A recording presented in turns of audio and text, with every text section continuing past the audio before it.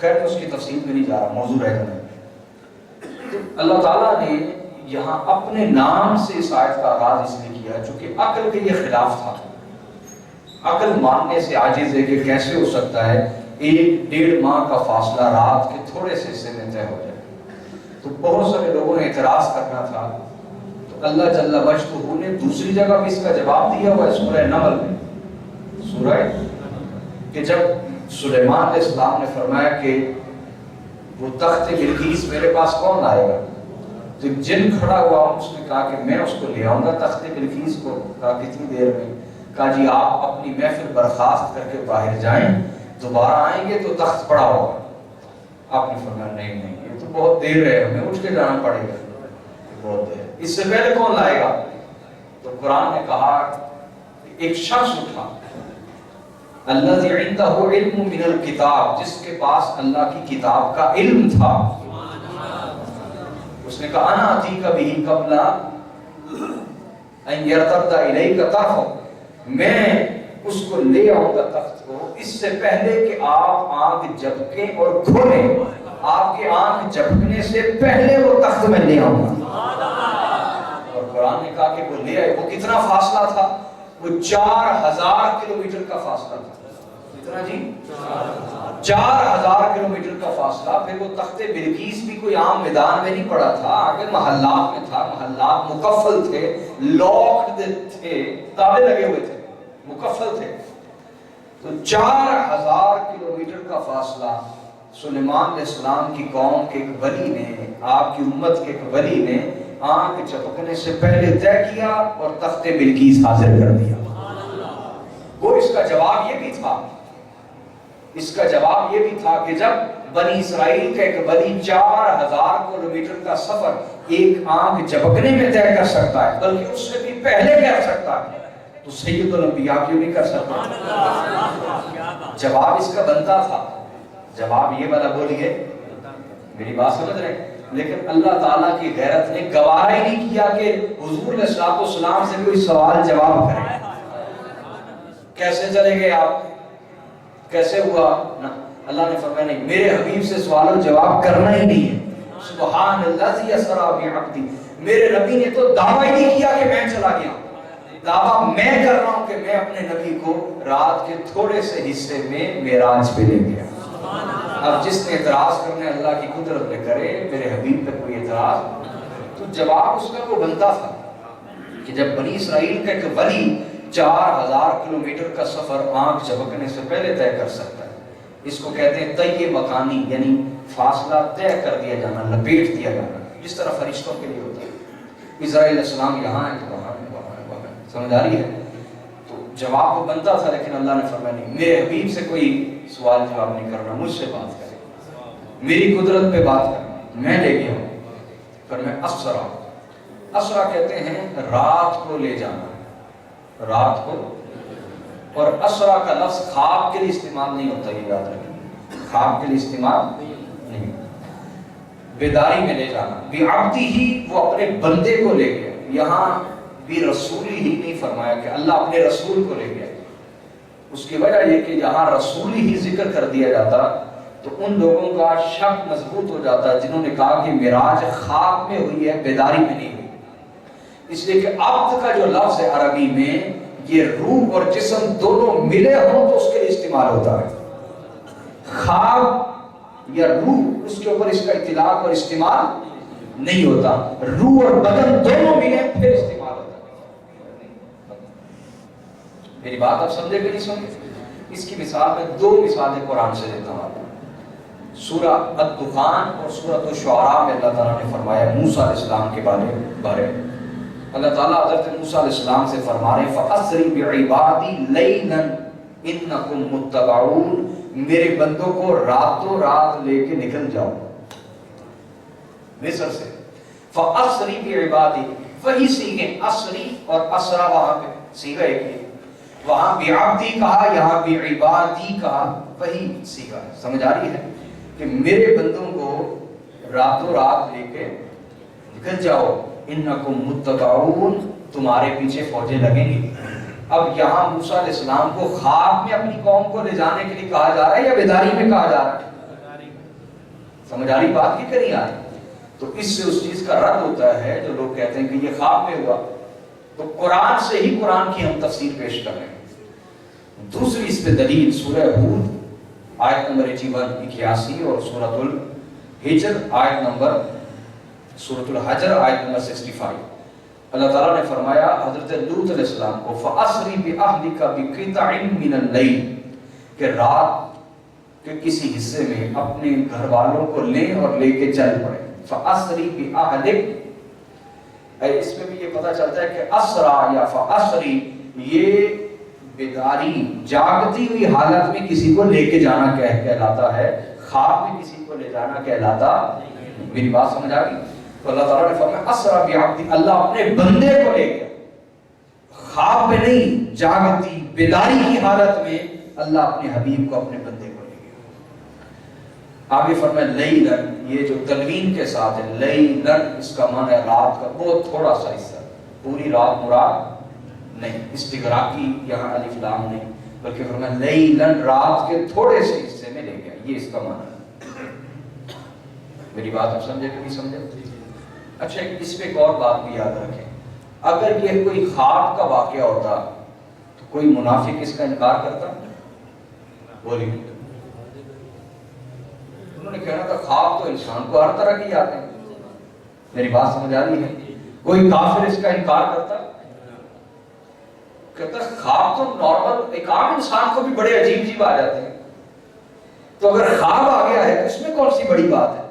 تو کافروں کا انکار کرنا اور شورش کرنا اور فتنہ بپا کرنا اور منافقین کا انکار کرنا یہ بھی ایک دلیل ہے کہ نبی علیہ السلام کو معراج خواب میں نہیں ہوئی بلکہ جسمانی بیداری کی حالت میں ہوئی. ورنہ انکار کیسا اور شورش کیسی اور فتنہ اور فساد کیسا؟ میری بات سمجھ آئی کہ نہیں؟ فساد فتنہ اور اہل فساد پیدا ہی اس بات پہ کرتے ہیں جو ان کی عقل میں نہ آ رہی ہو، جو ان کی سمجھ میں، چاہے وہ سچ کیوں نہ ہو، چاہے وہ حق ہی. دیکھیے دنیا میں سب سے زیادہ اختلاف کس کی ذات کے بارے میں؟ تو بتائے دنیا میں سب سے زیادہ اختلاف کس کی ذات کے بارے میں؟ اللہ کے بارے میں، اللہ کی ذات کے بارے میں دنیا میں سب سے زیادہ اختلاف پایا جاتا ہے. کوئی کہتا ہے اللہ ہے ہی نہیں، کوئی کہتا ہے لیکن اور بھی خدا ہیں. سمجھ آ رہی ہے؟ کوئی کہتا ہے کہ یہ بت تو خدا نہیں لیکن خدا نے بیٹے کو جنا ہے. سمجھ آ رہی بات کی کہ نہیں آ رہی؟ کسی نے کہا خدا نے ایک بیوی بنا دی، کسی نے کہا کہ نہیں عیسیٰ اللہ کے بیٹے نہیں عزیر اللہ کے بیٹے. سمجھ آ رہی ہے؟ اور کوئی کہتے ہیں کہ نہیں اللہ ایک ہے، اس کا کوئی شریک نہیں، نہ اس کا بیٹا، نہ وہ کسی کا بیٹا، نہ اس کی کوئی بیوی، وہ اس سے پاک ہے. سمجھ آ رہی بات کی؟ دنیا میں سب سے زیادہ اختلاف اللہ کی ذات کے بارے میں. تو کیا اللہ تعالیٰ کی ذات کا انکار کر دیا جائے؟ کیوں اختلاف ہے؟ اس لیے کہ عقل یہاں آ کے گھٹنے ٹیک دیتی ہے. عقل کہتی نہیں ہے تو نظر کیوں نہیں آتا، مجھے کیوں نہیں اس نے بتایا کہ میں ہوں. طرح طرح کے سوالات عقل وسوسے انسان کے اندر آتے ہیں. اس وجہ سے دنیا میں سب سے زیادہ اختلاف اللہ کی ذات کے بارے میں. لیکن اس کی ذات برحق ہے اور اس کا ہونا برحق ہے اور اس کی موجودگی پہ ایمان رکھنے والا ہی مومن ہو سکتا ہے. اختلاف پھر بھی ہے. اس کے بعد کائنات میں سب سے زیادہ اختلاف جناب رسول اللہ صلی اللہ علیہ وسلم کی زندگی کے بارے میں، آپ کی ذات کے بارے میں. میری بات سمجھ رہے ہیں؟ لیکن آپ اللہ کے سچے رسول ہیں اور یہی ایمان ہے. میری بات آپ سمجھ رہے ہیں؟ تو اختلاف یہ پایا جاتا ہے. کیوں پایا جاتا ہے؟ اس لیے کہ جو اختلاف کر رہے ہوتے ہیں وہ اکثر اوقات حق اور سچ کی تلاش میں نہیں ہوتے بلکہ اپنے وہم کی پیروی کر رہے ہوتے ہیں اور اپنی جہالت کی پیروی کر رہے ہوتے ہیں. اختلاف اکثر اوقات اور مخالفت اکثر اوقات وہاں ہوتی ہے جہاں حق سچ اور حقیقت کی تلاش مقصود نہ ہو بلکہ وہم وسوسے انسانی شک. انسان یہ چاہتا ہے کہ جن وسوسوں کی میں پیروی کرتا ہوں دوسرے بھی ان کی پیروی کریں. ابو جہل کیا اس کو معلوم نہیں تھا کہ حضور اسلام سچے رسول ہیں؟ بولیے. لیکن پھر بھی وہ یہ چاہتا تھا کہ جس وہم سوچ اور بدعقیدگی پہ میں قائم ہوں اس پہ پوری دنیا آ جائے. یہ آپ معاملہ سمجھ لیں ہر طرف ہوتا ہے. حق کی تلاش بہت کم ہوتی ہے، مخالفت برائے مخالفت بہت زیادہ ہوتی ہے. اب حضور اسلام کے ساتھ بھی یہی تھا، انہیں یہ تلاش نہیں تھی کہ معراج واقعی ہو سکتا ہے یا نہیں، انہوں نے کہا ہو ہی نہیں سکتا، یہ کیسے ہو سکتا؟ ان کا سرگنا دوڑتا ہوا حضرت امیر المومنین ابو بکر صدیق رضی اللہ تعالیٰ عنہ کے پاس آ گیا۔ اس نے کہا آج تو بہانہ اچھا ہے ابو بکر کو پھسلانے کا، لیکن یہی ان کو معلوم نہیں ہوتا کہ جو عشق کرتے ہیں وہ کبھی شک نہیں کرتے، وہ کبھی شک کرتے نہیں۔ عشق والوں میں شک کہاں سے آتا ہے؟ جس نے عشق نہیں کیا وہ شک میں پڑا رہتا ہے نہیں ہے یہ ہونا نا۔ تو صدیق اکبر رضی اللہ تعالیٰ سے آ کے کہتا ہے ابو بکر ذرا یہ تو بتاؤ، اگر کوئی شخص یہ دعویٰ کرے کہ وہ مکہ سے بیت المقدس گیا ہے، ایک ہی رات میں پھر واپس آ گیا، کیا تم مان لو گے؟ تم بھی گئے ہو وہاں، سفر کیے تم نے بڑے بڑے، ایسا ہو سکتا ہے؟ آپ نے فرمایا ایسا تو نہیں ہو سکتا۔ کوئی شخص یہ دعویٰ کرے، اس نے کہا چلو بات پکی ہو گئی، پھر یہی بات تمہارے صاحب بھی کہہ رہے ہیں، تمہارے رسول بھی کہہ رہے ہیں۔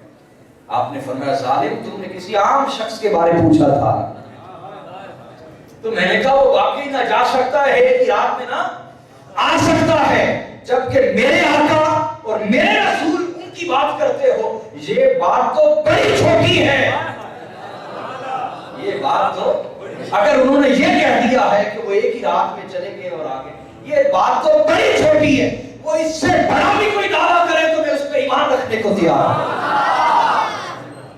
اور حضرت صدیق رضی اللہ تعالیٰ نے کہا یہ تو پھر یہاں سیر کی بات ہے نا، دنیا میں سفر کرنا، آسمانوں میں سفر کرنا، تم دنیا کی بات کے بارے مجھے ان کے انکار کی طرف لا رہے ہو، میں تو اللہ کی ذات کے بارے ان کے قول پہ ایمان رکھتا ہوں۔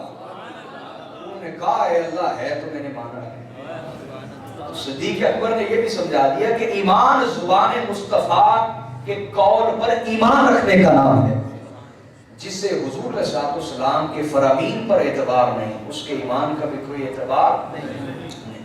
بس یہ خبر جب آقا علیہ السلام تک پہنچی تو حضور نے فرمایا ابو بکر صدیق ہے، ابو بکر بولیے سچا۔ اور یہ ہم اہل بیت کا عقیدہ ہے۔ حضرت امام محمد الباقر علیہ السلام جو بیٹے امام زین العابدین ہیں اور اہل بیت کے امام ہیں، ان سے کسی نے مسئلہ پوچھا، یہ بات کتب اہل سنت میں بھی موجود ہے، کتب اہل تشیع میں بھی موجود ہے، دونوں جگہ موجود ہے۔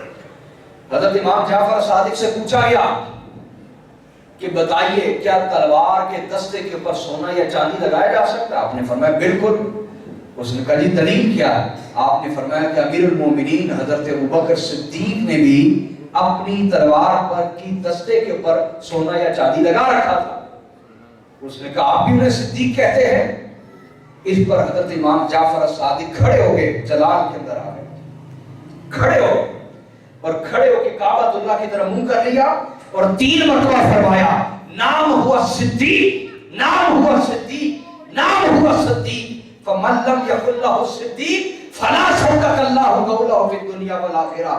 ہاں وہ صدیق ہے، وہ صدیق ہے، وہ صدیق ہے، اور جو انہیں صدیق نہ کہے اللہ دنیا میں بھی اسے جھوٹا کر دے، آخرت میں بھی اسے جھوٹا کر دے۔ تو اہل بیت انہیں صدیق کہتے ہیں، اہل بیت بولیے ہمیشہ سے انہیں صدیق کہتے ہیں۔ آقا علیہ السلام سفر شروع ہوا، بڑا لمبا واقعہ، میرے پاس وقت تھوڑا ہوتا ہے، کچھ چیزیں سمجھانی ہوتی ہیں ضروری۔ حضور علیہ السلام چلے، حرم کعبہ سے پہنچے بیت المقدس، وہاں امامت کروائی، وہاں سے چلے آسمانوں کی سیر، چلتے چلتے جب سدرۃ المنتہا کا مقام آتا ہے، یہاں سے میرے آقا کی شان کا پتہ چلتا ہے۔ حضرت جبرائیل علیہ السلام نے ہاتھ جوڑ دیے، کہا یا رسول اللہ اس سے آگے میں نہیں جا سکتا، اس سے آگے بھئی آگے تو لامکان شروع ہونے والا ہے، کوئی مکان ہی نہیں، کوئی رستہ ہی نہیں، کوئی ٹریک ہی نہیں، کوئی لین ہی نہیں، سمجھ آ رہی ہے؟ کوئی رستہ ہی نہیں، لامکان شروع ہونے والا ہے۔ آقا خود جائیں گے، آپ میں یہاں سے آگے نہیں جا سکتا۔ جبرائیل کیوں؟ نقطہ سمجھنے والا ہے، اگر آپ کو سمجھ آیا تو مجھے بھی پتہ چلے گا سمجھ آیا یا ورنہ اوپر سے گزر گیا تو یہ بھی مجھے پتہ چل جائے گا۔ تو یا رسول اللہ میں آگے نہیں جا سکتا۔ حضور نے فرمایا کیوں؟ کہا یا رسول اللہ اگر ایک بالشت بھی آگے گیا تو میں چل جاؤں گا۔ انوار الہیہ، اللہ کے نور کی تجلیات اس قدر غالب ہے کہ میں ان کو برداشت کر سکتا نہیں۔ اب آقا علیہ السلام نے فرمایا ٹھیک تیرا میرا یہاں رستہ جدا۔ آقا علیہ السلام چل پڑے آگے۔ یہاں ہمارے بزرگ فرماتے ہیں کہ اگر آپ کو یاد ہو وہ غار ثور، وہ غار ثور جس میں آقا علیہ السلام جب داخل ہونے لگے تو حضرت صدیق رضی اللہ تعالیٰ نے عرض کی یا رسول اللہ آپ رکیے میں اندر جاتا ہوں۔ اندر گئے اور اپنی ساری چادر پھاڑ کے صفائی کی اور پھاڑ کے جتنے سوراخ تھے سب بھر دیے۔ آقا علیہ السلام جب تشریف لائے اندر تو دیکھا کہ آپ کا پورا بدن ننگا ہے، کستینت بچی ہے جس سے ستر ڈھاکا ہوا ہے، باقی ساری اپنی قمید اور چادر پھاڑ پھاڑ کے سوراخوں میں ڈال دی۔ آقا علیہ السلام لیٹ گئے، رات کو معلوم نہیں ہوا اندھیرا تھا، جب صبح ہوئی تو دیکھا جسم ننگا۔ کہا ابو بکر تمہاری چادر اور تمہاری قمیض کہاں گئی؟ کہا یا رسول اللہ میں نے سوچا کہ کوئی چیز آپ کو کہیں تکلیف نہ دے اس لیے میں نے ساری پھاڑ کے چادر کی۔ میں ایک اور روایت سنا رہا ہوں جو شاید آپ نے نہیں سنی ہوئی، یہ میں الگ سے روایت سنا رہا ہوں، وہ جس میں سانپ آیا تھا وہ روایت اور میں وہ والی بھی سنا رہا تھا۔ وہ ساری اتاری چادر اور قمیض اور پھاڑ کے سوراخ بند کر دی۔ تو ابو بکر یہ کیا کیا تھا؟ یا رسول اللہ کوئی چیز آپ کو تکلیف نہ دے اس لیے میں نے کیا ہے۔ آقا علیہ السلام نے ہاتھ اٹھا دیے اور فرمایا اے اللہ قیامت والے دن ابو بکر کو بھی میرے ساتھ اسی درجے میں رکھنا جس درجے میں میں جنت میں ہوں گا۔ ابو بکر کو میرے ساتھ اسی درجے میں رکھنا۔ آقا علیہ السلام نے فرمایا، امام حاکم نے اس کو بیان کیا مستدرک میں، اور حضور نے فرمایا جبرائیل نے مجھے خبر دی ہے کہ اللہ نے فرمایا آپ کی دعا قبول ہو گئی ہے۔ اچھا دوسری روایت پہ آتے ہیں جس میں آپ کو سانپ نے ڈسا لیکن آپ نے حضور کی نیند میں تکلیف آنے دی، خلل آنے دیا نہیں، زخم اور دم کھاتے چلے جا رہے ہیں۔ آقا علیہ السلام کو جب معلوم ہوا حضور بیدار ہوئے، وہ رات بھی آپ کو یاد ہے، سمجھ آ رہی ہے؟ احد کے میدان میں جب لوگ بھگدڑ مچی اور بھاگے تو صدیق ساتھ رہے، وہ وقت بھی یاد ہے۔ حنین کا موقع، غزوہ حنین کا جب بھگدڑ مچی تب بھی حضرت صدیق یہ ساتھ ہے۔ تو ہمارے بزرگوں نے یہاں ایک نقطہ بیان فرمایا ہے، وہ فرماتے ہیں کہ ہم کہتے ہیں کہ جب جبرائیل علیہ السلام نے یہ کہا کہ یا رسول اللہ اس مقام سے آگے میں جا سکتا، میں جاؤں گا تو میرے پار بھی جل جائیں گے، میں راکھ ہو جاؤں گا، فنا ہو جاؤں گا۔ ہمارے بزرگ یہ فرماتے ہیں ہمارے خاندان کے کہ اگر اس مقام پر حضرت صدیق ساتھ ہوتے تو وہ کہتے یا رسول اللہ آپ کا ساتھ نہیں چھوڑوں گا چاہے جل کے راکھ کیوں نہ ہو۔ حضور غار ثور گواہ ہے، غزوہ احد گواہ ہے، غزوہ حنین گواہ ہے، آقا ساتھ نہیں چھوڑوں گا، ساتھ رہوں گا چاہے جل کے فنا کیوں نہ ہو جائے، جل کے راہ کیوں نہ ہو۔ آقا علیہ السلام آگے چلے۔ اب یہاں یہ لوگ آپ کہیں گے کہ اگر وہ چلتے تو راکھ ہو جاتے تھے، تو میں یہاں سے کرنا چاہتا ہوں نہیں، جو حضور کے ساتھ چلتا وہ بھی راکھ نہ ہوتا، وہ بھی فنا۔ اس لیے کہ آقا علیہ السلام تو چلے، اور موسیٰ علیہ السلام کے لیے اللہ نے فرمایا تھا جہاں اللہ کی تجلیات آنی تھی کوہ طور پہ، فَخْلَقْ نَعْلَيْكَ اِنَّكَ بِالْوَادِ الْمُقَدَّسِ طُوَىٰ، موسیٰ اپنے جوتے اتار دیں، آپ ایک پاکیزہ وادی میں داخل ہونے والے ہیں۔ موسیٰ علیہ السلام کو فرمایا اپنے نالین اتار دیں، لیکن آقا علیہ السلام کو فرمایا یہاں کے حالانکہ یہ سدرۃ المنتہا ہے کوہ طور بھی، یہاں تجلیات اربوں کھربوں گنا زیادہ، لیکن آقا علیہ السلام نے نالین مبارک اتارے، اپنا جوڑا اتارا، اپنا امامہ شریف اتارا، تو جب امامہ حضور کے ساتھ نسبت کی وجہ سے جلا نہیں، جو جوڑے سرکار نے پہنے ہوئے ہیں وہ نسبت مصطفیٰ کی وجہ سے جلے نہیں، جو نالین سرکار نے پہنے ہوئے وہ حضور کی نسبت کی وجہ سے جلے نہیں، تو جو ساتھ ہوتا اس نے بھی جلنا۔ اور یہی سے ہم دلیل اخذ کرتے ہیں کہ جو حضور کے جسم کے ساتھ مس ہوا ہے نہ وہ نور سے جلتا ہے نہ وہ نار سے جلتا ہے، نار آگ کو کہتے ہیں۔ تو سرکار کی آل اولاد کے بارے میں تمہارا کیا خیال ہے؟ جسے حضور کا جسم مس کر جائے نہ اسے نور جلاتا ہے نہ نار جلاتی ہے۔ نہ نور جلاتا ہے نہ جلاتی ہے، اور جن کے رگوں میں دوڑنے والا خون خون مصطفیٰ ہو انہیں بھی نہ نور جلاتا ہے نہ نار جلاتی ہے۔ بس فرق اتنا ہے جن کے اندر عشق ہو ان میں شک نہیں ہوتا، اور جو دعوے کرنے والے ہوتے ہیں وہ شک اور وسوسے سے بھرے ہوتے ہیں، ان کے شک کبھی ختم، اس لیے ان کے شک دور بھی نہیں کرنے چاہیے۔ آج ایک دور کریں گے کل کو دوسرا شک آ جائے گا، سمجھ آ رہی؟ ان کو ان کے حال میں چھوڑ دینا چاہیے۔ اب آقا علیہ السلام آگے گئے، حضور نے دوزخ کی سیر کی، دیکھا منظر، آقا نے فرمایا میں نے دیکھا کچھ لوگ الٹے لٹکے ہوئے، ان کی زبانیں نے آگ کی کینچی سے کاٹی جا رہی ہیں۔ میں نے پوچھا جبرائیل یہ کون ہے؟ کہ یا رسول اللہ یہ آپ کی امت کے وہ علماء ہیں جو لوگوں کو نیکی کا حکم دیتے تھے لیکن خود اس پر عمل نہیں کرتے تھے۔ یہ آپ کی امت کے علماء، زبانیں کٹتی تھی پھر لگ جاتی تھی، پھر کٹتی تھی پھر لگ جاتی تھی، اور ہر دفعہ تکلیف ویسی ہی ہوتی تھی جیسی پہلی دفعہ کٹنے پہ ہوتی تھی۔ کاش ہم خود کو بھی نصیحت کریں، ہم اگر لوگوں کو سمجھاتے ہیں کسی پہ بہتان نہ باندھو، کیا ہم خود بچتے ہیں؟ ہم جب دوسروں کو کہتے ہیں کسی کی غیبت نہ کرو، کیا ہم خود بچتے ہیں؟ سوچنا چاہیے۔ جب ہم دوسروں کو کہتے ہیں کسی کو ذلیل نہ کرو، کیا ہم خود بچتے ہیں؟ حالانکہ یہ معاملہ آسان نہیں ہے، آگے روایات آ رہی ہیں۔ جب ہم دوسروں کو کہتے ہیں کہ تنہائی میں بھی اللہ سے ڈرو، کیا ہم ڈرتے ہیں؟ سوچنا چاہیے وہ ساری نصیحتیں جو ہم لوگوں کو کرتے ہیں کیا اس پر عامل ہیں؟ بس سمجھ لینا چاہیے کہ ہمارا انجام پھر کیا ہے۔ آقا علیہ السلام آگے گئے، حضور نے فرمایا میں نے ایسی قوم کو دیکھا جن کے پیٹ کوٹریوں کی طرح پھولے ہوئے، اور ان میں سانپ تھے جو انہیں کاٹ رہے تھے، اور سانپ پاہے سے نظر آ رہے تھے جو ڈس رہے تھے پیٹوں کے اندر۔ میں نے پوچھا جبرائیل یہ کون لوگ ہیں؟ کہ یا رسول اللہ یہ وہ لوگ ہیں جو سود کھاتے تھے۔ آج سود کھانے والا دلیل دیتا ہے کہ یہ بھی تو کاروبار ہے، اس کو آپ کیوں منع کرتے ہیں؟ آقا فرماتے میں آگے گیا تو میں نے دیکھا کچھ عورتیں اپنی سینوں کے ساتھ بندھی ہوئی ہیں الٹی، اور انہیں عذاب دیا جا رہا ہے اور وہ وویلا کر رہی ہیں۔ میں نے پوچھا یہ کون سی عورتیں ہیں؟ کہا یہ آپ کی امت کی وہ عورتیں ہیں جو فحاشی پھیلاتی تھی۔ میں اپنی ان بہنوں سے کہنا چاہتا ہوں جو آج آہستہ آہستہ اپنے لباس چھوٹے کرتے کرتے آج برہنہ اور ننگا ہونے پہ فخر کر رہی ہیں، انہیں سوچنا چاہیے بالآخر اس کے بعد کیا ہے؟ بالآخر تو موت ہے۔ اگر کسی کو برائی اختیار کرنے پہ موت نہ آتی تو پھر شاید انسان شک میں مبتلا ہوتا۔ جب بالآخر موت ہے تو پھر کیوں نہ اللہ اس کے رسول کی مان کے چلا جائے؟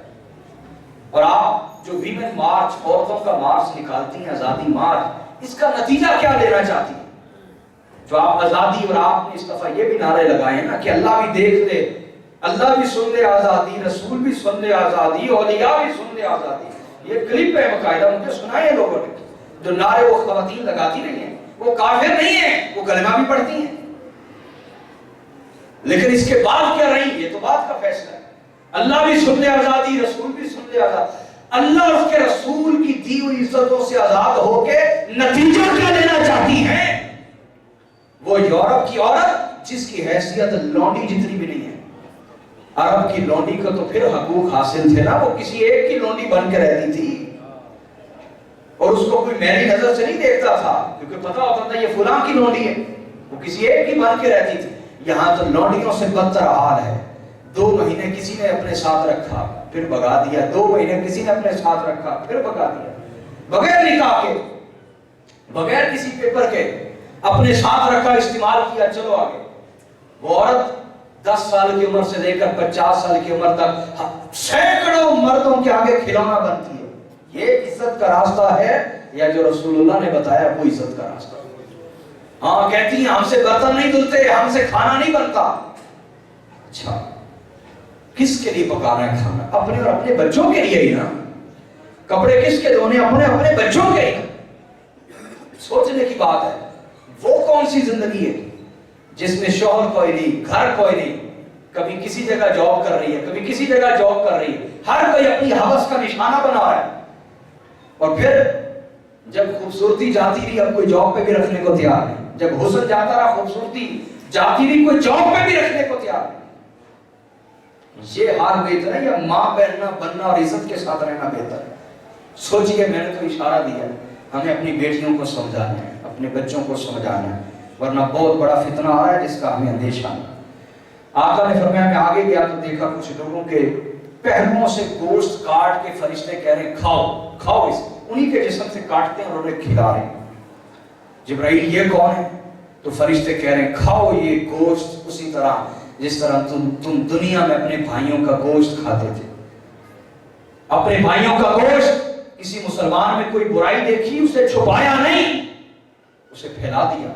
میرے آقا دعا کرتے تھے اللہم انی اعوذ بکا من صدیق ماکر، اے اللہ میں چال باز دوست سے تیری پناہ مانگتا ہوں۔ یہاں بھی بڑے چال باز آتے ہیں ہمارے پاس، ہاتھ بھی چومتے ہیں، چال باز بھی ہوتے ہیں۔ کون سے چال باز؟ کیا طریقہ ہے ان کا؟ آقا کی دعا سنا رہا ہوں، عینہ ترانی، جس کی آنکھیں دوربین لگا کے مجھے دیکھیں کہ کوئی برائی ملے، کوئی غلطی ملے، کوئی عیب ملے، کوئی جملہ ملے جس پہ فساد کیا جائے۔ وقلبہ یرعانی، اور اس کا دل میرے بارے وسوسوں کا شکار ہے۔ اللہ ایسے چال باز دو سے تیری پناہ مانگتا۔ اور اس کی پہچان کی آقا نے فرمایا ان رعا حسنۃ دفنہا، اگر وہ مجھ میں نیکی دیکھے تو چھپا جائے، وَإِن رَعَا سَيِّئَةً أَذَاعَهَا، اور اگر میرے اندر برائی دیکھے تو پھیلا دے، بدنام کرنے کی کوشش کرے۔ اللہ ایسے چال باز دوستوں سے تیری پناہ مانگتا ہے۔ آقا نے فرمایا گوشت کاٹ کاٹ کے کھلایا جائے گا۔ کون لوگ ہیں؟ جبرائیل نے کہا یہ وہ ہیں جو لوگوں کے عیب تلاش کرتے تھے اور انہیں تانے مارتے تھے، یہ وہ لوگ ہیں۔ حضرت انس فرماتے، آقا فرماتے میں قوم سے گزرا جن کے ناخن تانبے کے تھے اور وہ اپنے چہروں کو نوچ رہے تھے اور جسموں کو نوچ رہے تھے۔ جبرائیل کون ہے؟ کہا یا رسول اللہ یہ وہ لوگ ہیں جو عزت والوں کی عزت خراب کرتے تھے، عزت والوں کی عزت خراب کرتے تھے۔ یہ معمولی معاملہ نہیں، جو صبر کرتا ہے اللہ اس کا انتقام لیتا ہے۔ ہم نے اپنے گھر سے صبر کرنا سیکھا، پھر اللہ ہمارا انتقام لیتا ہے۔ آقا نے فرمایا لوگوں کی عزتیں خراب کرنے والے کا یہ انجام، یہ معمولی معاملہ نہیں۔ آقا علیہ السلام نے فرمایا جس نے کسی کو ایسی جگہ ذلیل کیا جہاں اس کی عزت تھی، اللہ بھی اسے ایسی جگہ ذلیل کرے گا جہاں اسے اللہ کی مدد کی بڑی ضرورت ہوگی، وہ پھر تیار ہو جائے اللہ کے انتقام کے لیے۔ اور آقا نے فرمایا کون؟ تاجی غیبتیں کرنے والے۔ حضرت ابو ہریرہ فرماتے ہیں آقا آگے گئے تو دیکھا کچھ لوگ تھے جن کے سر فرشتے پتھروں سے پھوڑ رہے تھے، پھر ٹھیک ہوتے پھر پتھر مارتے پھٹ جاتے۔ جبرائیل کون لوگ ہیں؟ یا رسول اللہ یہ وہ ہیں جو نماز نہیں پڑھتے تھے، مسلسل عذاب۔ یہ تماشا نہیں ہے کہ اللہ ہمیں نماز کے لیے بلائے اور سر میں جوں بھی نہ رہیں گے نماز۔ آگے دیکھا کچھ لوگ تھے جن کی آگے اور پیچھے پرانے کپڑے لٹک رہے تھے اور جنگلی جانوروں کی طرح کانٹوں والے جہنمی درخت کھا رہے تھے اور پتھر اور انگارے نکل رہے تھے۔ جبرائیل کون لوگ ہیں؟ کہا یہ وہ ہیں یا رسول اللہ جو زکوٰۃ نہیں دیتے تھے، اللہ نے ان پہ کوئی ظلم نہیں کیا، انہوں نے خود اپنی جانوں پہ ظلم کیا ہے۔ آگے حضور گزرے تو محلات نظر آئے، جنت شروع ہوئی، محلات نظر آئے میرے آقا کو، خوشبو آنا شروع ہوئی۔ حضرت عبداللہ ابن عباس کی یہ روایت ہے، معذرت میں تھوڑا سا ٹائم لوں گا۔ جبرائیل یہ کس کی محلات، یہ خوشبو کیسی؟ کہا یا رسول اللہ یہ فرعون کی بیٹی کو کنگھی کرنے والی ایک خادمہ تھی، اس کے اور اس کے بیٹوں کے محلات ہیں۔ کہا وہ کیسے؟ کہا یا رسول اللہ ایک دن وہ کنگھی کر رہی تھی، وہ مومنہ تھی عورت اور اس نے اپنا ایمان چھپایا ہوا تھا۔ ایک دن کنگھی نیچے گری تو اس نے کہا بسم اللہ، تو فرعون کی بیٹی پوچھنے لگی یہ تم نے کس کا نام لیا؟